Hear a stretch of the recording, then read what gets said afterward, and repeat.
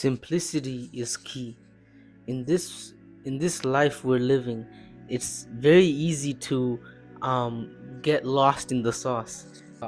Basically, what I mean is that we are leading lives where we tend to have a lot of noise in our head, and that noise is natural. Is something that basically everybody will deal with at different phases of their lives, and some know how to tune it out, but they had to manually learn to do that because they chose to like take a grip of that.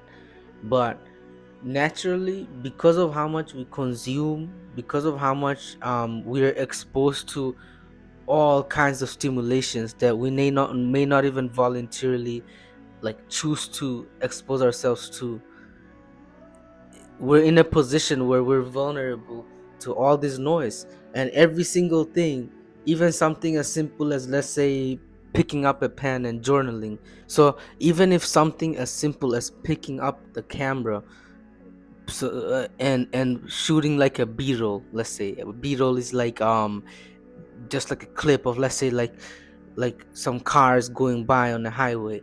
Even something like that, there could be like a level of, they could be like a high stakes level that is so gritty and to the deepest, like little detail, that it could make for a 50-minute video on YouTube.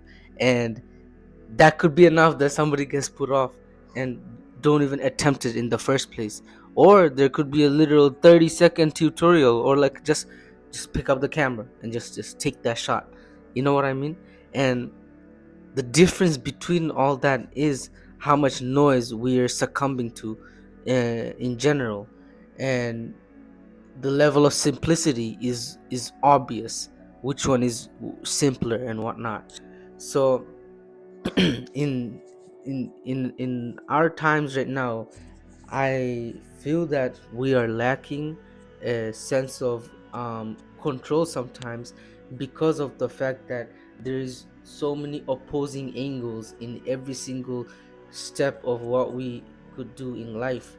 And it's easy to not have an edge because we may obsess over like what's the optimal way to do that.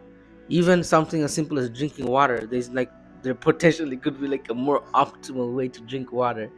And if if you're anything like me and you tend to over obsess on like things like that, but not like when it comes to water, like let's say maybe when it comes to working out, like with the lifts, what's the most effective compound lift, and like what's the most ideal like lift that will hit the tricep in the right angle and the optimal angle and all that. It could get like really messy.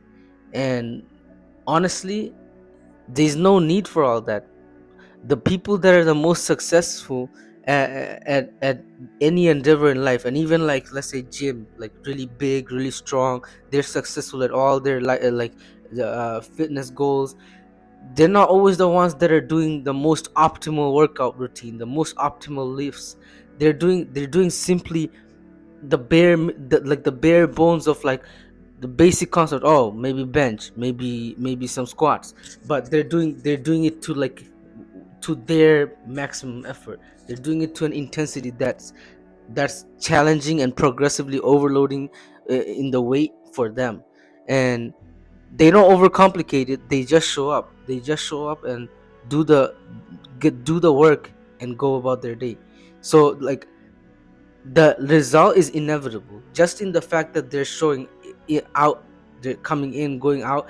Just that alone, they're ticking off the boxes to the point they end up finding out, oh, there is like let's say like the barbell for bench press just doesn't hit right for them. So they realize, okay, maybe I want to like try out the dumbbell. And for some reason the dumbbell is like better contraction, and they care about getting like they care about getting really like good connection with their muscle and just getting growth. So they find out for themselves through their own personal experience that that's what works for them. Someone else might only stick to barbell because that's where they get to do a show of like what their true strength is, and they also get growth out of that. It's all like your own thing. Like it's good that we have the tendency to want to know what's ideal. There's nothing wrong with that, but it's only a problem if that's stopping you from doing anything in the first place. And so that's where simplicity is the main key. And the only way we could achieve simplicity is to just do the bare bones action of of like a bigger thing, and see how much of that we could do without feeling much resistance. How much we could do of that without feeling much resistance, figure it out on our with our own gut feelings, while still having the knowledge of like, oh, like this technique might work better, and this technique might not. So feel free to like do your research, like learn about what's optimal and whatnot. But at the end of the day, what works for you specifically can be none of that. So you take that into account, you do your you try it out, but you go with what feels right for you basically. And so that's why, like, life doesn't have to be that complicated, and none of us has it all figured out, but we will figure it out along the way through our trials and errors and obstacles. And the only way to do that, and not like feel like you're stuck, is just to simplify things. Don't make it so hard. If you don't, if to do like apps, all these to do apps don't work for you, which doesn't for most of us, it doesn't ever work for me either.